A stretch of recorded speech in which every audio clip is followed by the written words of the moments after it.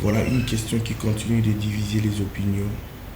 Certains affirment que lorsque deux personnes s'aiment sincèrement, l'âge n'a aucune importance. D'autres estiment qu'une grande différence d'âge peut entraîner des incompréhensions, des jugements et parfois même des difficultés dans la vie du couple. Un homme plus âgé qu'une une femme plus âgée qu'un homme, ou deux partenaires issus de générations différentes, ces relations suscitent souvent des réactions, des interrogations et parfois des préjugés. Mais au fond, qu'est-ce qui compte le plus dans une relation? L'âge ou la maturité? Les années qui séparent deux personnes ou les valeurs qu'elles partagent? Ce soir, dans cette émission Anodé, nous allons ouvrir le débat. Les différences d'âge sont-elles une richesse pour le couple ou un obstacle à une relation durable? Donc le débat commence maintenant dans cette émission Anodé. Madame Manolia, je te dis bonsoir. Bonsoir Alexandra, en forme, bien habillée, toujours beau. Merci. Bonsoir à vous, nos invités. Bonsoir aussi à nos très chers téléspectateurs de cette émission Anodé, une émission qui vous parle d'un amour vrai, sans filtre, ni détour et sans tabou. Et aujourd'hui, nous sommes très heureux encore de nous retrouver pour aborder ces sujets si importants aussi dans la société. On va un peu essayer de mettre en lumière tout ce qui dérange ensemble avec nos invités et vous aussi, nos chers téléspectateurs. Vous pouvez bien nous envoyer vos suggestions ou questions. Pourquoi pas? Donc, ça sera la bienvenue. Voilà, les différences d'âge dans une relation, tel est le thème choisi ce soir qu'on va partager ensemble avec M. Amaweja. Madame Emerance et notre madame qui est ici. Madame Nadi. Madame Nadi. Vous allez bien sinon? Oui, ça va. Ça va, hein? Ok, bonsoir à tout le monde. Mais moi, vas-y, bon, mais ça là bien, bon, mais ça là, moi, bah, hein? Dis-nous, aussi ma déception. Ça nous faisait lundi, n'est-ce pas? Alors, donc, ensemble, nous va mourir. On va essayer un peu de décortiquer, aborder ces sujets. Auto-checkterage, na bandeko bazolanda biso bazala l'aise parce que souvent ça dérange. Moi c'est azamukolo, mobile azamukolo, au fond pe âge moko établi pour batu balingana ezaka nango te, n'est-ce pas? Ouais. Ya bongo te keli ya mange. Pour la ngai âge dépendara te. Surtout ngai na ninga na ngai ezala nango likolo makasi. On a qui n'a pas makasi. Âge appartenant aux écoles. Ouais, ça va bien. Ce qui m'a cassé minorité. Minorité. Et l'école, mais non, comment on a minorité? Moi, ça sera plus âgé que Mobile. Ok. Et ça va bien. Bon, si vous voulez, on va plutôt banal la question. L'amour a-t-il vraiment un âge où Isaac est fixé? C'est vrai, quand on parle de l'amour, toujours nous sommes déjà dans l'âge majeur, il y a Rolinga, il y a la minorité. Donc, il y a déjà comme l'âge Rolinga. Moi, si dans mobile, la différence avec l'âge, est-ce que ça pose problème pour un couple ou une relation amoureuse? Pour toi, ça pose pas problème? Non, pour moi, ça ne pose pas problème. Okay. Donc, âge pose un problème. Des des questions d'objectivité et puis vision à bango zandengini. Suba yo kani bako tambola, batamboli. Mais naebi ke na kini, ceux qui kaba yo ki moi si azamukuru à 5 ans, il faut avoir des épaules pour porter ça. La sous la classe quinoise ou bien congolaise, déjà comme un problème na ba coutumier, na biso na ba mambo. Or eza ndenge na biso tobo saninde pourtant moi si yaya zabo yaya kufi moi si ne aza camarade nota pour nini ba ko pesa yo bon âge mon merci mais c'est toujours la même question. Ouais, moi je crois que dans un couple s'il est respect les en amour déjà au moins un respect mutuel, donc ce qui il y a l'amour, il y a la compréhension, il y a la maturité. Là, je n'ai qu'un chiffre.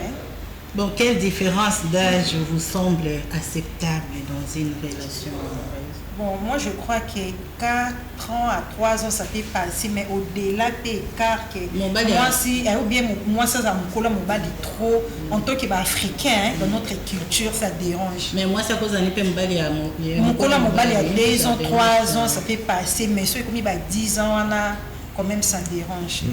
Okay. Madame Nadi, partagez-vous le même avis? Oui. Ils ont un règlement côté universel pour Nanga. Oyo eloba que mobali faut azaka mokolo moi si non. Ezaka que batu bakolinga na bango, ils ont dépend na ba objectif bazanango. Respect mutuel ezali, bolingo ezali par rapport à vision oyo bango bakoki kozala nango. Donc écart d'âge penza pour Nanga, ils ont loba penza te bokoza âge moko, okoza mokolo mobali légèrement bien sûr. Et puis bon, pour nous cas évoluer bien sans problème. Alors pourquoi société la mission nous dit maramobala zala mukolo moi si mais kasi bon c'est zala mukolo mbalite. Et moi je crois que baza ko se référer à la Bible parce que tant que l'homme c'est le chef, l'homme c'est le visionnaire. Dans le leadership pour nous izakacha mobali ba mona rango plus ndenga âge dans notre culture.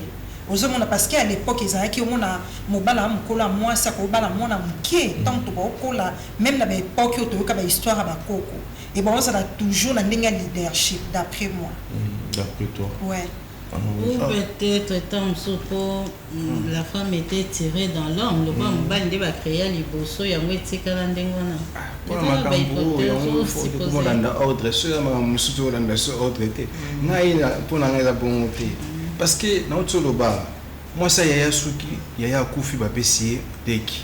C'est moi c'est africain pour vous en colonel to éviter. Te mais un musu pe ngapi no zae na kozala deki na été. Parce que net biso ezala. Ngai na za souki biso to zo benka ko bossa na mo muki. Ba repère na biso. On se retrouve juste après. Ok, à complicité dans la régie, on va prendre cet élément. Et puis on va se retrouver juste après. Je vous prie d'être attentifs parce que nous allons aussi réagir par rapport à ce que nous allons suivre au travers cet élément. On se retrouve juste après. L'âge dans le couple est un avantage ou un inconvénient. D'abord, l'âge c'est un peu dans la tête, non ? Alors oui, c'est complètement dans la tête. Déjà, l'amour, c'est une histoire d'attirance, c'est pas forcément d'âge, mais c'est complètement dans la tête parce que vous avez 3 âges en réalité, vous n'en avez pas qu'un. C'est-à-dire vous avez l'âge biologique. L'âge biologique, ça va être votre santé, votre corps, l'état de votre corps. Vous avez évidemment l'âge chronologique, c'est votre âge réel. Mais là encore, la perception de votre âge chronologique n'est pas la même. C'est-à-dire que souvent, on se voit, on le sait. Par exemple, pour les hommes, l'âge s'arrête à 40 ans. Ils se regardent dans la glace, ils se disent j'ai toujours 40 ans, même quand ils en ont 50 ou 60. Et pour les femmes, on s'arrête à 37 en général. Ah oui. C'est pour ça que vous voyez bien que les mannequins, notamment pour les publicités pour les seniors, vous voyez bien quand même qu'il y a un âge. Ah oui. Alors, bon, si c'est pour des tranches d'âge, par exemple, de 60 ou 70 ans que l'on vise, on prendra des personnes qui ont 20 ou 30 ans de moins pour les représenter. Et puis vous avez l'âge affectif. L'âge affectif, c'est évidemment toutes vos envies, vos désirs et surtout votre mode de vie. Ce qui veut dire qu'en réalité, finalement, l'âge, en effet, c'est subjectif et ce qui va être souvent synonyme de jeunesse, c'est la souplesse. La souplesse dans tous les sens du terme. Souplesse du corps. Voilà, c'est pour Véronique, voilà, hein, ça. Véronique. Souplesse du corps, souplesse dans vos habitudes. C'est la rigidité qui fait souvent l'âge. Vous savez, le fait d'avoir toujours la même routine, les habitudes, on voit bien qu'une personne, justement, qui devient plus âgée, a de plus en plus de rigidité dans sa vie, elle change de moins en moins ses habitudes. Exactement. Plus vous êtes souple, plus vous restez jeune. Alors c'est vrai que quand même il faut savoir, c'est que dans 60% des couples, c'est toujours l'homme qui est plus âgé. Donc ça n'a pas changé si vous voulez. Ça a toujours été de tout temps. L'homme est plus âgé dans le couple dans 60% des cas. Il faut savoir aussi qu'un homme de plus de 40 ans va chercher une partenaire qui va avoir 5 à 7 ans de moins que lui. C'est-à-dire que si un homme passe le cap des 40 ans, s'il est célibataire, il va se tourner vers des femmes de 33, 34, 35 ans, rarement de son âge. Donc ça, c'est une vérité aussi. Maintenant, aujourd'hui, on a un nouveau phénomène, c'est les femmes qu'on appelle cougars, vous savez, les femmes plus âgées qui sont avec des hommes plus jeunes. Là aussi, ça a toujours existé, mais la grande différence, c'est que c'est affiché aujourd'hui, c'est beaucoup plus toléré. Ça représente que 10% des couples où la femme est plus âgée, c'est pas beaucoup, mais c'est beaucoup plus toléré dans notre société. On va aller au standard dans un instant. Auparavant, juste, est-ce qu'il y a une différence d'âge idéale dans le couple? Oui, il y en a une. Alors, on pourrait penser que c'est 3 ans, 4 ans, c'est différent. Voilà. Eh ben, pas du tout. Il y a une étude qui a été faite très sérieuse dans une université américaine, sur 3000 couples, quand même, c'est énorme comme étude, qui a montré que la différence d'âge idéale, c'est 11 ans. 11 ans 11 ans de différence d'âge. Mais pour qui? Alors, que ce soit l'homme ou la femme, 11 ans de différence d'âge. Pourquoi? Ils se sont aperçus qu'il y avait plus de satisfaction dans le couple, qu'ils se projetaient plus dans l'avenir, que finalement les besoins étaient beaucoup plus respectés, il y avait plus de respect. Et pourquoi aussi? C'est parce qu'on ne rencontre pas les mêmes problématiques au même moment. Si vous avez 11 ans de décalage, vous n'êtes pas dans les mêmes problématiques, donc vous êtes plus à même d'aider votre partenaire lorsqu'il rencontre ces problématiques qui peuvent être de santé ou de travail. Alors, et bien voilà. De retour sur ce plateau Alswana. On va récolter vos points de vue également. Madame Nadine, êtes-vous d'accord par rapport à ce que vous avez dit? Alobi Marabobele. Alobi comme mon côté. Alobi, eza pe na ba couple mosusu mais eza muki beaucoup plus eza moi c'est eza mukolo. Mobali azaleki. Ba écart bongo la société na biso. To lobela beaucoup plus société na biso parce que biso na biso ba bantu eza makambo ndenge to kendele.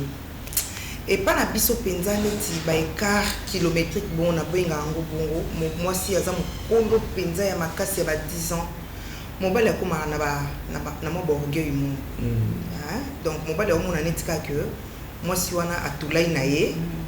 Donc azali na choix te yango tango ye verrier alingi bongo na monaka oui équilibre ezaka penza te mobala zaka balolendo ebele okomi ba tendance loko zo bondela ye poko za la bien na ndako il faut okita ebele il faut bondela ka konda babilo mombwe na société na biso penza la moi passe ponanga na koloba soki écart ekoki kozala ya ba 2-3 ans suka en tout cas elekati ou soit baza âge moko ba écart koleka wana c'est pas important en tout cas bolingo e kozwa place na monde ndenge sengeli.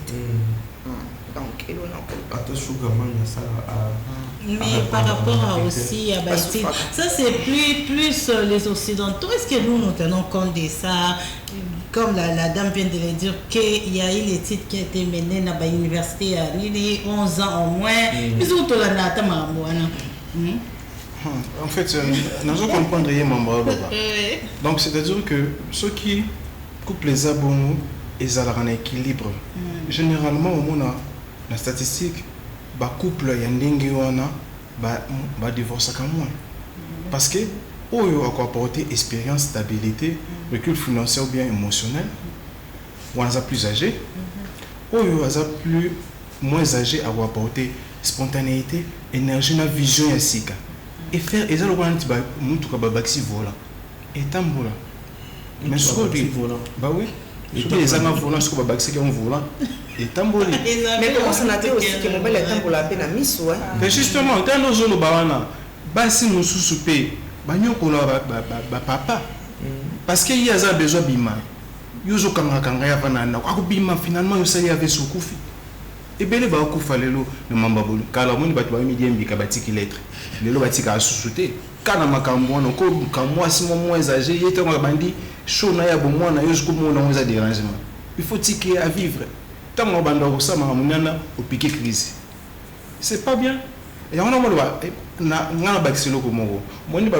to ba âge biologique c'est vrai parce que ceux qui écartent les qui mingi mon corps otika carrière avant quand on a dans nos libido l'énergie ma projet à kokali sous-souté mais quand on sait bien beaucoup tani bon couple monsieur les appelle beaucoup tani à mais les choses marchent très bien maturité ça parce que mon cours même maturité moi si peut à comment quoi prendre moi je suis vivre na papa na oyo ba vivre na jeune pour moi la différence c'est ça kasi yango wana pour en faire yango ba be écart ezala mingi te mais 11 ans na ba on lobby par rapport à la société na bango Il y a besoin de tenir compte. Non, c'est par rapport, parce qu'il y a même plus que ça. Et Bango, c'est par rapport aux études. Hein. Ouais, ils ont fait ces études.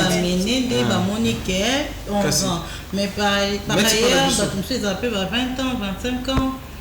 Mais seulement, nous parlons toujours, je d'âge, sauter les grandes personnalités à mon kilibélé, bazalaka avec d'âge Macron, Brigitte.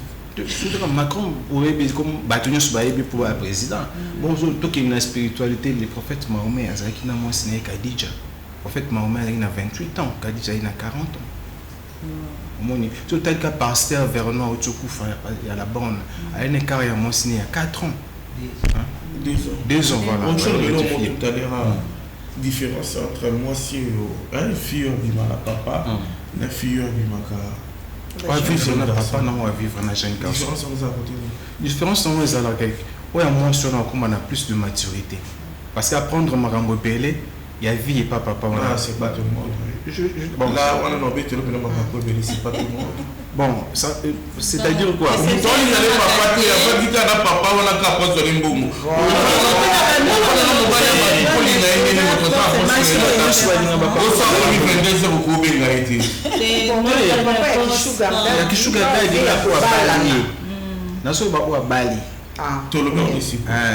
En fait, vivre au bas latin. Quand on parle d'une relation amoureuse, toujours en général, bateau baza pena babalanité, na bateau baza pena il y a des généralement on a le but ça pour na bateau yo baza na katanda kwa libala. Ceux qui sont mariés na papa mon aza mukolo, beaucoup na za mariés na jeune, mais ceux qui bohandi bosolo au monde que ou azana papa a commis la maturité à Jumaël mais on a ça trop en l'air au moins la différence c'est ça même tamibal sauf vivre dans mon toit ça mon corona yo moi ça mon corona yo au comprendre déjà il m'a abandonné ce thé que ça boité bah ma musique me souba ça micro mi balité bah micro mi balé bah ma musique me souba soit fatigué soit bien voilà bah micro mi balé voilà comportement nous à la digne et pas pendant qui va ça rappelle comme maturité au final on n'a pas dans le bail na baki ça défend la maturité na vision na projet ce que coûte na moto est immature parce que tant le bas il faut savoir quitter les choses avant yé azo quitter malgré nous ni azaka autour il y avait toujours na kati ambiance le ngi je me poser une question par rapport à ce qu'il vient de dire que écart d'âge mingi msou ses intérêt yambongo so moni jeune fille comme Alexandre a dit na papa c'est que là papa na pour na mbongo est-ce que nécessairement ils arrêtent pour na mbongo donc ba bolinga solo entre ba plus jeune na ba plus côté même côté mais ce qui est vrai de nos jours bolingo vrai comme difficile. On a vraiment photo le bango entre l'amour vrai et l'argent ils ont préféré business. Aux hommes on a en tout cas de nos jours ils sont difficiles. Au moins que fier vivre na papa pour l'amour moi ils vrai. Donc c'est plus l'intérêt. Mais moi je crois qu'il y a une différence d'âge de to loba. Donc moi si on a un rôle naïe, au moins un rôle où ils ont fondé dans des principes. Il y a des principes que non, on a pour compléter, on a pour le respect mutuel, on a pour l'amour, pour soutenir, pour aider. Peut-être que nous avons comprendre la vision. Mais surtout le lobby vraiment majorité, et ça plus votre intérêt. Majorité de nos jours, c'est plus l'intérêt qui domine. Moi qui ne pas couple total couple. Vivez-vous une différence d'âge dans votre relation? Si oui, comment elle perçue? Comment perçue par votre entourage? Bazo percevoir binondeni comment bon ici je ne sais pas s'il y a des couples mais même bateau bolanda ils vont intervenir. Bateau. Est-ce qu'on peut vivre pour les gens? Bino bolinga na bino.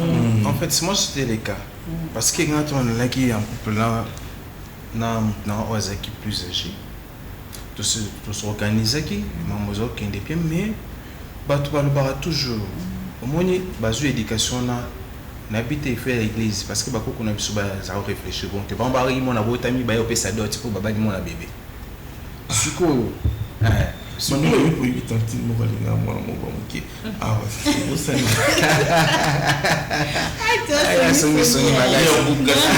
On a bossé. Voilà.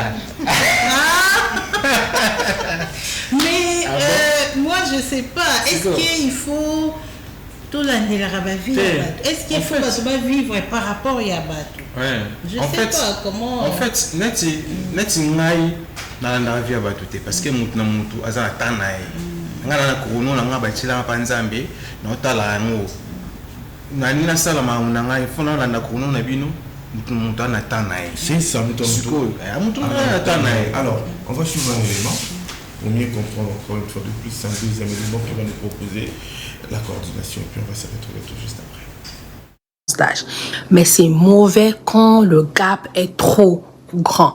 Quand c'est 20 ans d'écart, 30 ans d'écart, 15 ans d'écart, ça devient un petit problème. Je vais vous donner quelques conséquences de ces big gaps de différence d'âge. À ces âges-là, l'un ou l'autre voudra faire des enfants et l'autre ne voudra pas. Deuxième point, l'autre voudra tirer l'autre dans sa génération. Et peut-être que l'autre ne sera pas heureux ou heureuse de faire ce changement. Troisième point, c'est le regard des autres. Oui, on n'aime pas le regard des autres, on se fout du regard des autres, mais quand il y a une différence de 20 ans, 25 ans, 30 ans, quand vous vous baladez ou dans des belles familles, ça parle. Autre conséquence du big gap d'âge, l'intimité. Oui, au début c'est fun, c'est bon quand l'autre te manipule, celui qui est moins âgé te manipule, te rend jeune, te fait rajeunir par rapport à tes sentiments.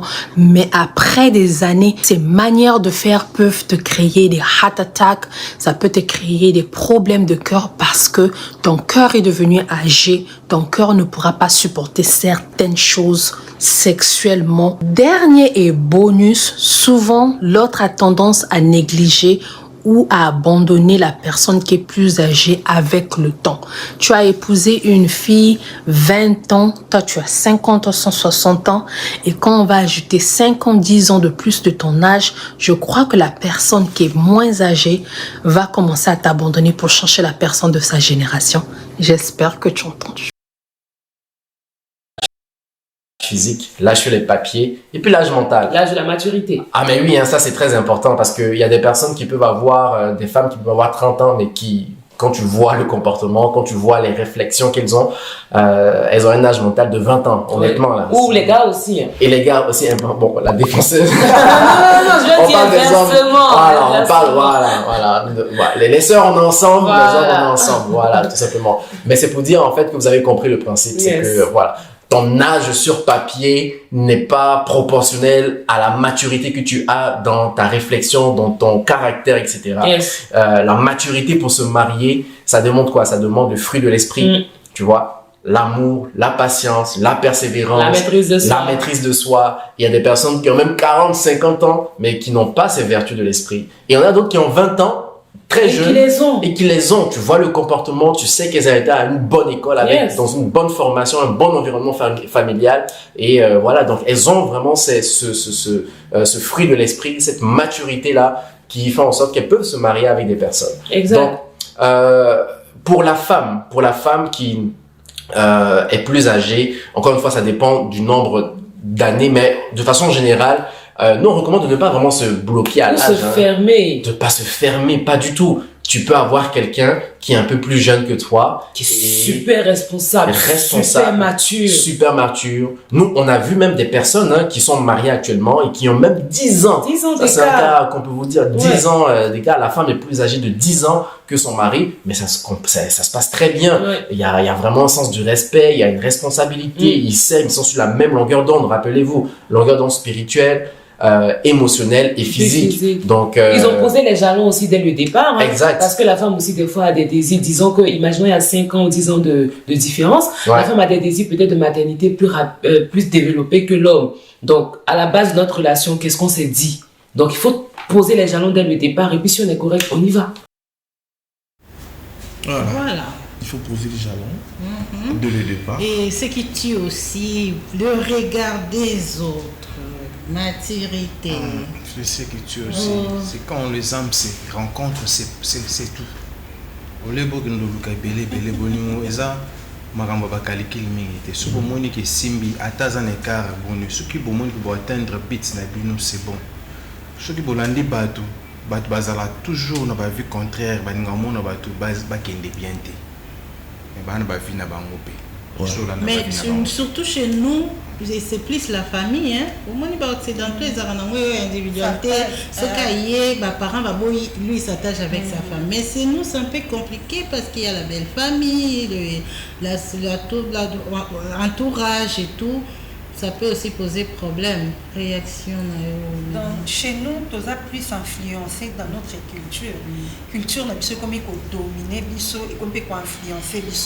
Au moins, deux personnes se comprendre, tout à l'heure, il y a la maturité parce qu'il y a des hommes qui ont un âge peut-être 50 ans, mais ont raisonné le quoi, on a 12 ans. Mais ça fait un garçon qui a 25 ans, mais aussi tu sens qu'il a un mire, a une maturité, pas un responsable. Mais mon soeur t'a dit que mon ligne parce qu'il y a notre culture et c'est que il faut que mon bala soit plus âgé. Mais au moins on a une maturité, mon t'as pas idée. Donc asa il mature en tout. Donc azo raisonner le roi moi na mon Kenya soyez le roi moi na mon. Madame Nadi. Oui papa. Au moins mon kilomètre en ligne. Papa 50 ans. À cause moi on a 25 ans. Mais ce qui est le contraire, au moins on a beaucoup de maman mobali à Beleli, moi si on a yo za penambula na ngoli ngolo ke na mwana. On les a coloca mwana ti. Pour les arabes très compliqué. Mais car on peut le kebili 25 ans, 50 ans. Mais pas papa vraiment à âge normal. Bon, à quoi qu'il n'ait pas soit, et ça quand dingue des collègues tu le vas avoir. Et ça va bolingo mingi lelo, et ça beaucoup plus. Moi si à moi mon qui mon père les a pas mikolo wana ba 10 ans 20 ans wana, à Hollande na eka ba intérêt, et ça beaucoup plus ba intérêt. Et ça te que non alinguer na motema ba vendre ba construire, beaucoup plus ça ba intérêt. Mais Caruana 25 ans. Ah, en tout cas, c'est beaucoup trop. On a déjà ébélé ma casse. Mais nous sommes pas contredire. Yo, maman a dit. Nous sommes pas contredire. Yo, à l'ingé n'a pas na seulement na ba différence. Bon, d'accord. Moi, je vais poser une question. Est-ce que l'âge ou la maturité qui fait réussir un couple? Moi, je crois que c'est la maturité. L'âge n'est qu'un chiffre. Âge est oui. Parce que maturité, ça dépend de l'âge. Non, je peux exemple tout à l'heure plutôt. Au rose à mon colo, mais au raisonner de moi, mais moi non raisonner de mais bon, nous avons pas mon tout hein. Et ça comme mon tout hein. Sur le plan physique, sentimental, tout ça, bilo konyo soana et compter petit. Mais si on tout la compréhension oui. Si vous avez déjà écart à 25 ans d'écart, à qui est penza. Il vous assure que vous vendez na tous à la c'est symbolique. Mais non, mais ba wana ba âge wana ba écart wana mozo moni pena jeune fille pas se retrouver à vandiper. Siko yoka mobile ya écart wana ya 25 ans. Yo le 50 ans à nos jeunes ani makasi. Siko écart à 25 ans wana na comme na 75 ans. Yo zona 50 ans. Est-ce que vous êtes sûr que makambu no so etambola par rapport ya ndenge bozali ka écart wana moko mena ba âge au quitter là c'est à 55 ans wana. Je pense non. Et tant qu'on a très bien parce que les amis sont partagés. D'après moi, c'est quoi? Tant que l'âge n'est qu'un chiffre. Quand tu aimes quelqu'un, oye ba ko prendre soin na ye. Ozomona oye ba rôle na yo, oye ba devoir na yo. A Jésus le côté ce que oye bi ko landela soin na ye. Oye bi ko laisser ye bi loko. Oye, les lots tomo la ba jeune ana âge muke mais déjà fatigué. Nous autres déjà ça ya olemba. Donc ça n'a rien à voir avec l'âge. Les vrais problèmes c'est quoi? C'est les soins. Oye ba ko prendre soin ya mutu na yo, ya mobali na yo. So oye ba prendre soin na ye, au mona ke a Jésus le côté. Tant au lieu c'est biloko ezali, on va rajeunir. On va pas na ko aider, on va compléter. Au mona ke santé biologique na ye ça va. Il y a 25 ans. Oui. Est-ce que c'est l'âge ou la maturité qui fait réussir un couple? Ah, c'est la maturité. Parce que quand les parents de le bar, le bagage à savoir quitter les choses avant que les choses vous quittent. Bah, tout le monde sous bas le rôle. Moi, j'étais sur Mélina Maï et que comme rappel n'andote. Donc, il y a une immaturité né à aucun tina souka. parce que j'ai aussi la différence il faut quitter ton âge pour ça comme il a plus de responsabilités il faut aussi comme tu as place on a responsabilité mais dans une vidéo tu l'as c'est conservé bien pour vieillir moins vite. Oui. Justement, oui, dormir avant Kobima, Pamba, Te Bamarambo Belé, et ça là, mais maman le bateau ça la recours na authenticité. Ba koko balagi makasiti na ba 80 ba père ba makasiti. Et le nyo saba makasi. Banzete mo ba kongo bololo mo nini. Mais le lo esa soutenir à tongo la mo tongola tito ba no ma santé biologique. Tongola depuis quand? Tout na ka parler. Tongola depuis quand? 40 ans. Santé biologique est à peine nécessaire pour accomplir et compléter le roman à couple. Donc maman a dit que tu es dans la position. Tu es dans la position en tout cas, écart à 25 ans, ils ont épilé ma casse. Ils ont formé bébé. Au moins, ils m'ont écart à 25 ans. Tout le monde est embêté. Soit ça mon bon côté. Aïe, au bala moi non au bout. Oui, voilà, Aulingate, tout ça la vraie, Aulingate. Ben, quand on a 25 ans, on a mon toit, ça peut-être friqué, et ça, quoi, et au Canada. Pour moi, papa, autant d'ailleurs, que non, Amkola, Koko, Amkola, Sani. Mais dans ce qui est comme bon, c'est que tant au bas là, non, mais tant mon évident à Katokima. Kasi, Yango, on s'en sort à la fenêtre. Bozandenge moko écart d'âge pinza malunga te mo ba 3 ans 2 ans et ceux qui wana soit boza âge moko attaque tout bon la statistique va lobby que bango ba divorcer le plus que notre la mairie au monde a 1 semaine 2 semaines à mariage ba divorcer maturité zana no mingité maturité de mopeza force ya bolingo ya 2 personnes parce que 2 personnes sont déjà boyokani tu es obligé yo to ba rôle à moi c'est ça pour compléter complémentarité rôle à moi c'est pour prendre soin de son homme quand tu aimes on lobela angle na pese exemple tu peux ça tout à l'heure ya mbongo boyebi combien de bases ba comme somba bolingo bango mona mbongo bango moko parce que trop de déception ataleli mutu moko andimela kiye donc à croire que mutu aza vrai mais à monique donc aza so na besoin ba biloko anate parce que mbongo est remplacé amour te remplacé respecté voilà il y a une partie dans un premier temps ici mbaka mais fin tout le monde a tout le monde a que non asombi na ngwal tout le monde début mais fin tout le monde a voilà oui nous avons fait ça. Moi cité, moi c'est beaucoup la mobile, moi c'est Azala devant mobile, moi c'est famille, ah mais et avant la mobile. Moi c'est aussi la pendant un moment à Limba à Tika. Et puis on le babilobé là. Oui. Merci beaucoup. Il y a une partie remise par rapport à ces sujets. Oui, certainement. Écoute, c'est vraiment bien. Moi, vous avez ma cambodge avec les éléments aussi. Ils avaient vraiment un conseil très riche et inspiré de Congo Balanzi. Je pense qu'on va continuer la semaine prochaine. Mais par rapport à la conclusion de ce soir, qu'est-ce qu'on peut dire? Ce soir, nous avons entendu des avis différents, des expériences de vie parfois touchantes et des convictions bien affirmées. Une différence d'âge peut susciter des interrogations, mais elle ne rencontre jamais à elle seule l'histoire d'un couple.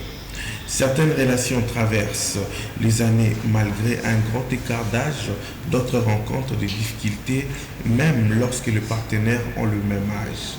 Finalement, la réussite d'une relation ne dépend peut-être pas du nombre d'années qui séparent deux personnes, mais de leur capacité à se comprendre, à se respecter et à construire un avenir commun.